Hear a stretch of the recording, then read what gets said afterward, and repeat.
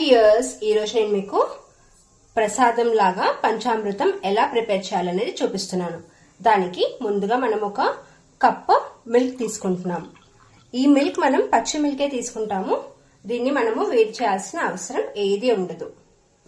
Next మనం దీంట్లోకి ఒక చిన్న కప్ అలా పెరుగు తీసుకుందాం. ఇది స్పూన్స్లలో చెప్పాలంటే ఒక 2 స్పూన్స్ కర్డ్ తీసుకోవచ్చు. ఓకే, తీసుకున్న తర్వాత దీన్ని మంచిగా మనము మిక్స్ చేసుకుందాం. ఈ కర్డ్ అన్నది ఈ మిల్క్ లో మంచిగా మిక్స్ అయ్యేంత వరకు మీరు దీన్ని కలుపుకోండి. ఇప్పుడు నెక్స్ట్ మనం దీంట్లోకి ఒక 1 స్పూన్ అలా హనీ యాడ్ చేసుకుందాం. 1 స్పూన్ హనీ అయితే దీనికి సరిగ్గా సరిపోతుంది. నేను దీంట్లో యాడ్ చేసేసాను. ఇప్పుడు ఇది కూడా బాగా మిక్స్ అయ్యే వరకు కలుపుకోండి.